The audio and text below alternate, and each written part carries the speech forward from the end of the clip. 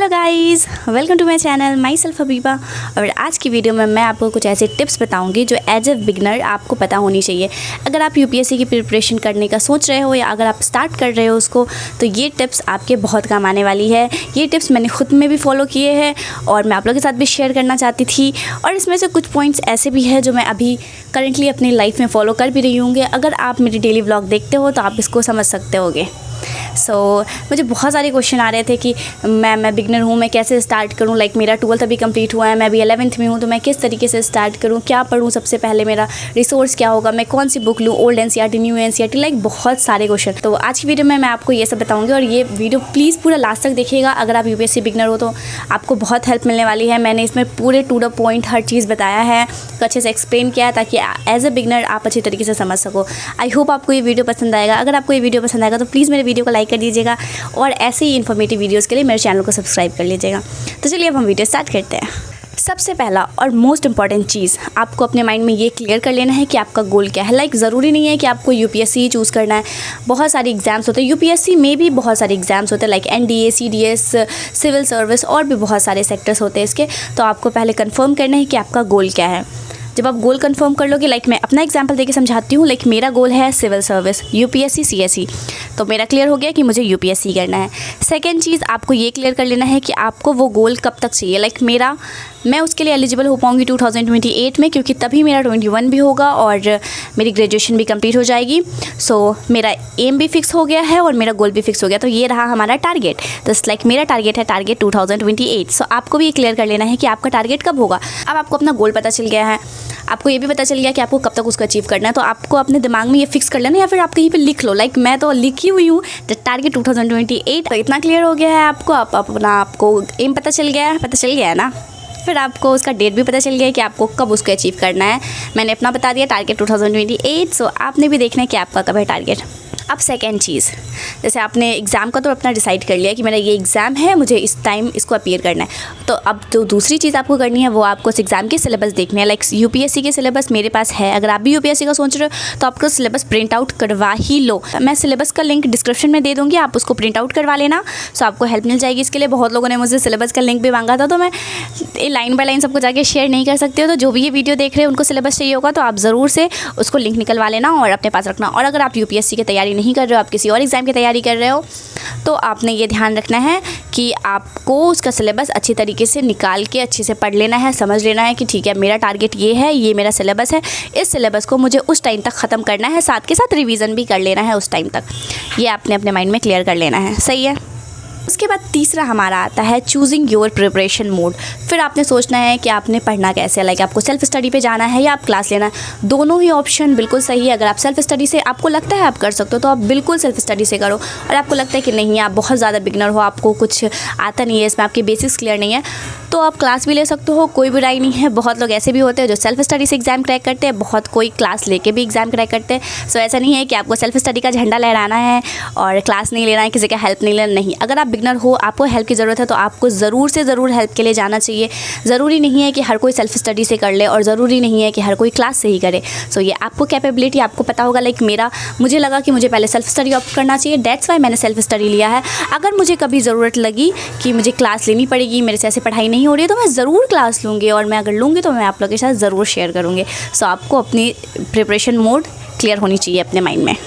फिर fourth step आता है हमारा मेक योर फिक्स रिसोर्स। आपको अपना रिसोर्स फिक्स रखना है। मेरे को ये सारी बुक्स पढ़नी है, इसके अलावा फिर दुनिया में 1000 बुक, अगर आप एक टॉपिक के लिए 1000 बुक ढूंढोगे ना तो आपको 10,000 बुक मिलेंगी, लेकिन ज़रूरी नहीं है आपको वो 10,000 बुक्स पढ़नी है। कोई भी एग्ज़ाम आपसे ये रिक्वायरमेंट नहीं मांगता है कि आप किसी सब्जेक्ट में स्पेशलिस्ट हो जाओ। यूपीएससी भी आपको स्पेशलिस्ट नहीं चाहिए, हिस्टोरियन नहीं चाहिए, उसको जियोलॉजिस्ट नहीं चाहिए, उसको बस एक सिविल सर्वेंट चाहिए जो कि लोगों की प्रॉब्लम्स को समझे, उन पे काम करे और सोसाइटी में बेटरमेंट ला सके। आपने भी अपने माइंड में ये क्लियर रखना है कि आपको किसी भी महारत हासिल नहीं करना है किसी भी सब्जेक्ट्स में, आपको रिसोर्स फिक्स रखना है। मैं अपनी बुक लिस्ट भी ज़रूर शेयर करूँगी आप लोग के साथ जल्दी। आप लोग मुझसे बहुत रिक्वेस्ट कर रहे हो बुक लिस्ट की, मैं ला नहीं रही वीडियो जस्ट बिकॉज कुछ बुक्स ऐसे हैं जो मेरे पास भी अभी नहीं है। मैं कैसे बता दूँ आपको अपनी सारी बुक लिस्ट जब मेरे पास खुद की सारे बुक्स नहीं है। मैंने सबसे पहले एनसीईआरटी के लिया था, तो एनसीईआरटी मेरे पास सारी है, बस फंडामेंटल बुक्स वगैरह ना किसी सब्जेक्ट की मेरे पास नहीं है। तो जब मेरे पास आ जाएंगे मैं श्योरली आपके साथ शेयर करूँगी। प्लीज़ थोड़ा सा पेशेंस बना लो। अब फिफ्थ चीज़ है हमारी कि आपको एक सब्जेक्ट चूज़ करना, लाइक जो आपको सबसे हार्ड लगता है। मेरे लिए सबसे हार्ड पूछा जाए तो history is like a nightmare for me. तो आपके लिए जो भी सब्जेक्ट आपको हार्ड लगता हो पहले आप उससे स्टार्ट करो, ताकि आपको पता चल सके कि लेवल क्या है इसका ब्रो। अगर आप ईजी से स्टार्ट करोगे तो आपको ईजी लगेगा, फिर आप रियल वर्ल्ड को देख ही नहीं पाओगे। तो आपको सबसे हार्ड जो आपको लगता है ना, आपको वो जैसे कि अगर हिस्ट्री मुझे हार्ड लगा तो मैं सबसे पहले 6th क्लास की NCERT पढ़ी हूँ, ताकि मेरी बेसिक्स से आगे बढ़ूँ मैं। आपको हिस्ट्री हार्ड लगती है तो आप हिस्ट्री पढ़ो 6, 7, 8, 9, ताकि आपकी अंडरस्टैंडिंग बढ़ सके। सो आई होप आप समझ गए होगे। उसके बाद हमारा 6th पॉइंट है मेक सेल्फ नोट्स। आपको अपने नोट्स खुद से बनाने हैं, क्योंकि ज़रूरी नहीं है कि दूसरे का नोट्स आपको समझ आ जाए, किसी और का नोट्स। सबके लैंग्वेज अलग होते हैं, सबको उसको दिखाने का तरीका अलग होता है, लिखने का तरीका अलग होता है, आपके पढ़ने का तरीका अलग हो सकता है। तो ज़रूरी नहीं है कि मैं जो नोट्स बनाऊँ वो आपके लिए परफेक्ट हो और आप जो बनाओ वो मेरे लिए परफेक्ट हो। तो किसी सब्जेक्ट्स के लिए आप जैसे किसी फेमस, जैसे इकोनॉमी के लिए मृणाल सर की, जैसे मैंने सुना है, मैंने उसको लिया नहीं है बट मैंने सुना है बहुत कि मृणाल सर की नोट्स बहुत अच्छी होती। तो किसी सब्जेक्ट आप ऐसे ऑप्ट कर सकते हो अगर आपको नहीं बनाना है नोट्स तो। बट मैं प्रीफर करूँगी कि आप खुद से नोट्स बनाओ, टॉपिक वाइज नोट्स बनाओ। UPSC में जो कीवर्ड्स है ना, आप उन पे काम करो, उन पे नोट्स बनाओ। So that will be very beneficial for you. I hope ये भी पॉइंट क्लियर होगा अभी।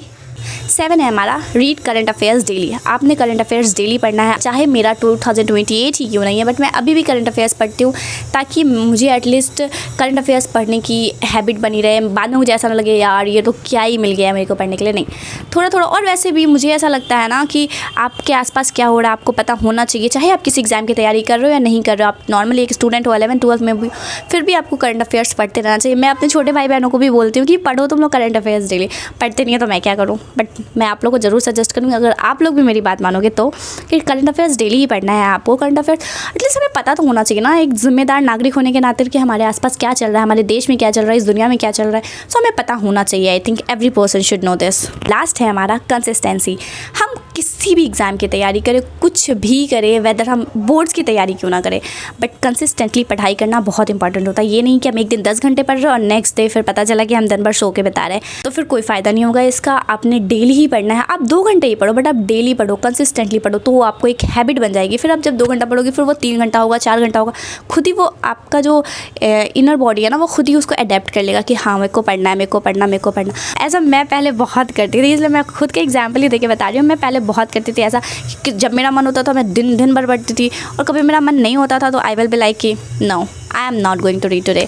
सो ऐसा नहीं होना चाहिए, बहुत गलत है। ऑफ कोर्स मैंने भी ऐसा किया है, मैंने भी बहुत गलत किया, बट आपने ऐसा नहीं करना। अगर आप मेरे को सब्सक्राइब करे हुए हैं तो आपने डेली कंसिस्टेंटली पढ़ना है। आप 2 घंटे पढ़ो, 3 घंटे पढ़ो, बट डेली पढ़ो। एक हैबिट बना लो अपना कि डेली पढ़ना ही है आपने।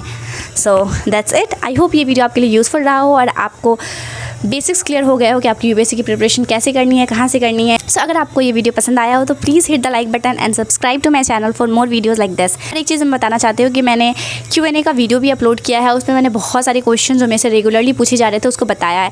अगर फिर भी कोई क्वेश्चन आपके पास है तो आप उस वीडियो पर जाके कमेंट कर देना, मैं उसका भी लिंक डिस्क्रिप्शन में दे दूँगी। तो आप वो वीडियो पर मुझे बता देना, फिर मैं नेक्स्ट वीडियो वो सारे क्वेश्चन को लेकर बना दूँगी। अगर कम क्वेश्चन होगा तो मैं कमेंट में रिप्लाई कर दूँगी। So don't worry about that कि आपको 2 दिन 3 दिन रुकना पड़ेगा उसके लिए, ऐसा बिल्कुल नहीं होने वाला है।